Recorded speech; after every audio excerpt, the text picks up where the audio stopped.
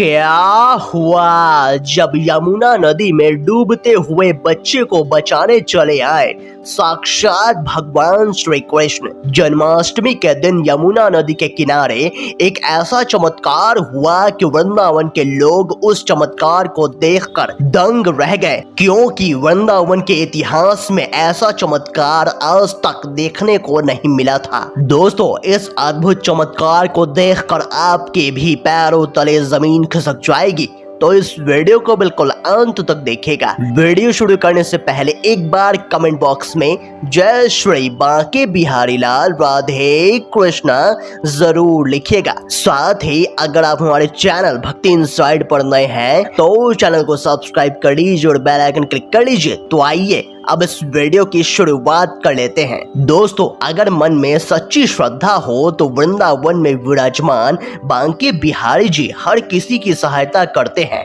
ऐसा ही एक चमत्कार हुआ था मथुरा के रहने वाले माधव जी के साथ। माधव जी भगवान श्री कृष्ण के बहुत बड़े भक्त थे।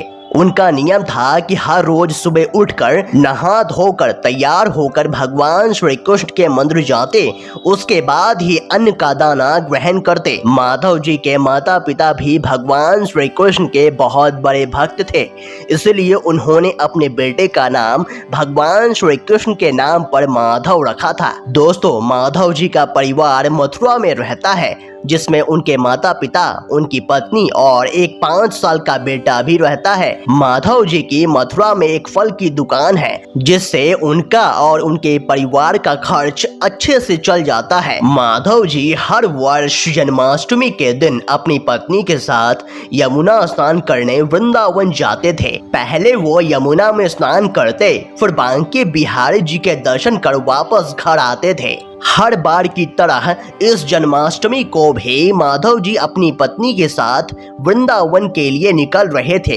तभी उनका 5 साल का बच्चा भी जिद करने लगता है कि मुझे भी चलना है। उसको बहुत समझाने के बाद भी वह बच्चा नहीं मानता है, तो माधव जी ने अपनी पत्नी से कहा चलो ले चलते हैं, लेकिन इसका अच्छे से ध्यान रखना। फिर वो तीनों जन्माष्टमी वाले दिन वृंदावन के लिए रवाना हो गए। कुछ ही देर में वे लोग यमुना नदी के पास पहुंच गए।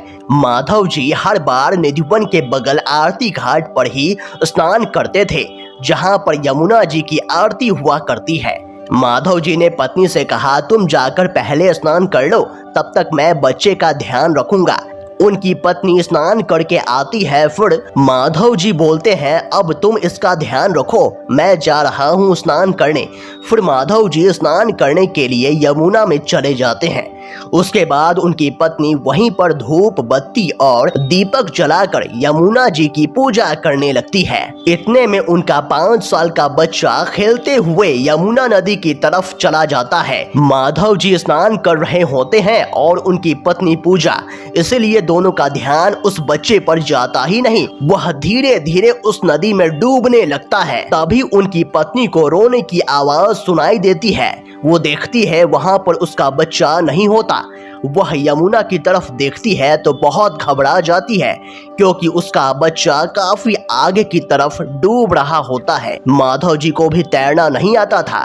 तभी माधव और उनकी पत्नी भगवान श्री कृष्ण का नाम लेकर मदद के लिए चिल्लाने लगते हैं, और पलक झपकते ही वहां कुछ ऐसा होता है जिसे देखकर सभी हैरान रह जाते हैं। वहां पर एक 16 साल का लड़का भागते हुए आता है और नदी में छलांग लगा देता है। देखते ही देखते वह लड़का बच्चे को यमुना नदी से बाहर ले आता है। उसकी माँ बच्चे को गले से लगाकर रोने लगती है। माधव की नजर उस 16 साल के लड़के पर जाती है। तभी वह लड़का यमुना नदी के अंदर डुबकी लगाता है। माधव जी काफी देर तक खड़े होकर उस लड़के का इंतजार करते हैं, लेकिन वह लड़का यमुना नदी से बाहर निकलता ही नहीं। आखिर वो लड़का कौन था और इस वक्त अचानक से बच्चे को बचाने के लिए कैसे आ गया? किसी को कुछ जानकारी नहीं थी, लेकिन माधव जी समझ चुके थे कि वह लड़का कोई साधारण लड़का नहीं था। वह साक्षात बांके बिहारी जी थे, जो उनके बेटे को बचाने के लिए आए हुए थे। उसके बाद वे लोग खुशी मन से बांके बिहारी जी के मंदिर में जाते हैं और बांके बिहारी जी का धन्यवाद करते हैं। दोस्तों, आप इस चमत्कार के बारे में क्या कहेंगे, हमें कमेंट बॉक्स में जरूर बताइएगा। अगर आपको ये वीडियो पसंद आया तो वीडियो को लाइक करें, कमेंट करें और इस वीडियो को ज्यादा से ज्यादा शेयर करें। तो आज के लिए बस इतना ही। अगले वीडियो में फिर से मुलाकात होगी, तब तक के लिए अपना ख्याल रखें। धन्यवाद।